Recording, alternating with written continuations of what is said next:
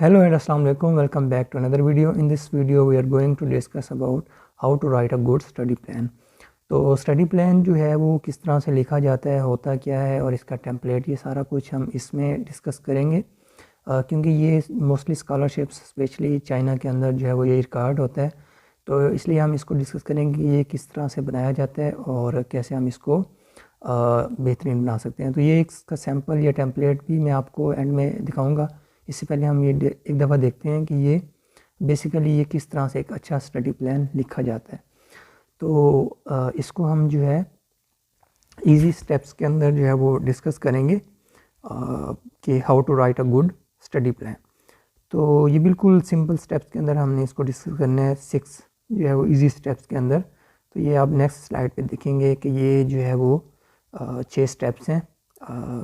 कि सबसे पहले आपने जो है वो डिटरमाइन योर गोल्स, पहला स्टेप। देन सेकंड जो है वो choose the right program, then identify, then create study schedule and realistic goals, and review and revise your study plan. So these are the 6 steps. So we will discuss one by one. The first step is determine your goals. तो इसमें ये होता है कि आपने सबसे पहले तो ये देखना है कि आपके गोल्स क्या हैं, एकेडमिक और कैरियर गोल्स क्या हैं।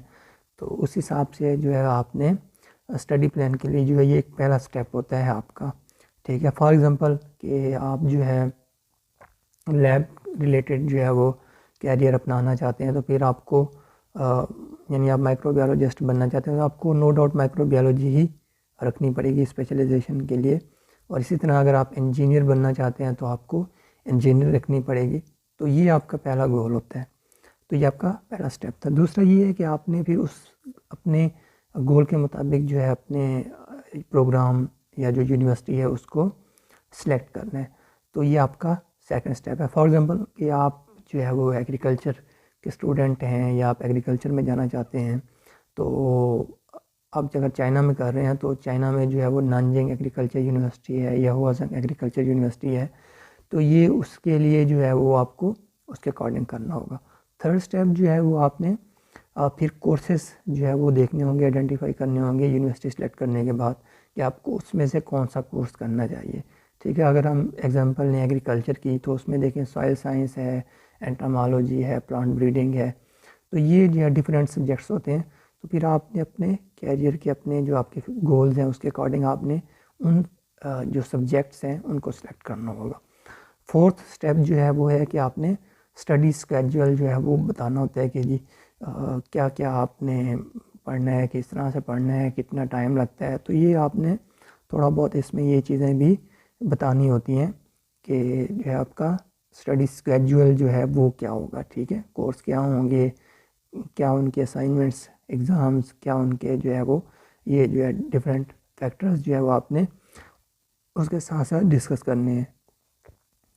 तो जो फिफ्थ स्टेप है वो है जी जो आपके गोल्स हैं वो आपके रियलिस्टिक होने चाहिए, ठीक है, कि जो अचीवेबल भी हों उस टाइम के अंदर, और जो है वो मतलब अपने रियलिस्टिक गोल्स को ही मेंशन करना है, ठीक है। तो ये जो है वो आपका के गोल्स के हवाले से स्टेप है फिफ्थ वन के आपने वो वाले स्टेप गोल्स जो है वो रखने हैं। तो जो सिक्स स्टेप है, लास्ट स्टेप, वो है जी आपने रिव्यू करना है and revise your study plan. मतलब आपने एक दफ़ा लिख लिया तो कुछ टाइम बाद अगर आप अप्लाई कर रहे हैं तो उसको आपने रिवाइज़ करना है, उसके अकॉर्डिंग जो आप चेंजेस जो रिक्वायर्ड हैं, या फिर आपने एक दफ़ा लिखा है तो उसको कम से कम एक दफ़ा रिव्यू लाजमी करें, क्योंकि इससे आपकी प्रूफ रीडिंग होती है और कोई मिस्टेक्स वगैरह अगर होते हैं तो वो भी आप उससे ख़त्म कर सकते हैं।